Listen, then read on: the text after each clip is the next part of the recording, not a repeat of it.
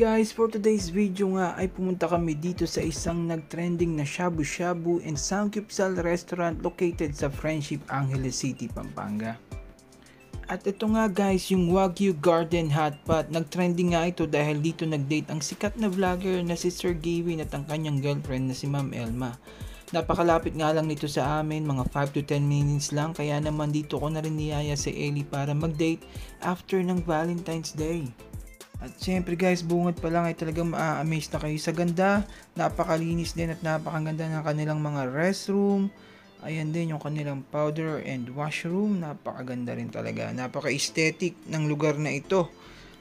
At syempre ang pinaka-highlight ng restaurant nito ay ang kanilang food selection. Sa totoo lang guys, ito na ata ang pinakamasarap na samgyupsal na nakainan ko dito sa Angeles City. Kahit first time ko kumain ng shabu shabu, yung legit at legal na shabu shabu hotpot, ay talaga namang nagustuhan ko siya dahil dito sa Wagyu Garden Hotpot. Napakamaasikaso at napakabait pa nga ni Kuya yung nag-assist sa amin at masasabi kong maayos at complete dining experience ang binigay nila sa amin. Laging nandyan sila sa tuwing may kailangan kami, and sa tingin ko, ang pinaka-secret ng restaurant na ito ay ang kanilang dipping sauce. Grabe, napakasarap ng dipping sauce nila. Ia-assist nga din nila kayo sa paggawa ng sauce, and pwede ka rin magtanong ng recommended sauce nila, at mas try nga yung peanut sauce at beef sauce. Nakalimutan ko lang yung exact name noon, pero nakadalawang ulit ako dahil sobrang sarap talaga.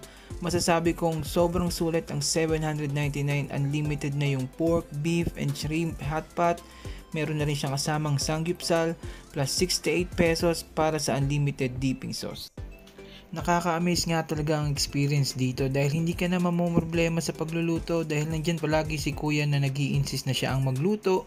Siya na rin na nagliligpit at palaging nagtatanong kung meron pa ba kaming gustong orderin. Kaya kami naman ni Ellie ay panay kain lang.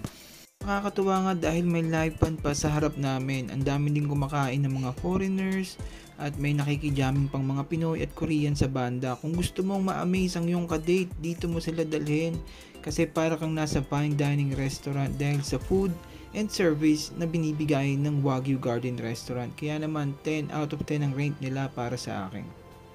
Kung kayo nga ay mabibisita dito sa Angeles City, Pampanga, talagang sobrang must try itong restaurant na ito kung gusto nyong ma-experience yung parang Korean vibes dining. Si Ellie gustong gusto niya yung mga side dishes, ako naman gustong gusto ko yung shrimp, yung beef, lalo na yung marinated beef nila, sobrang sarap, tas ididip mo sa peanut sauce, grabe. Open nga pala sila guys ng 12 noon hanggang 4 AM ng madaling araw para sa mga nagkikrave mag-samgyupsal dyan. Ito na nga ang perfect spot para sa inyo. Ito yung Wagyu Garden Hotpot.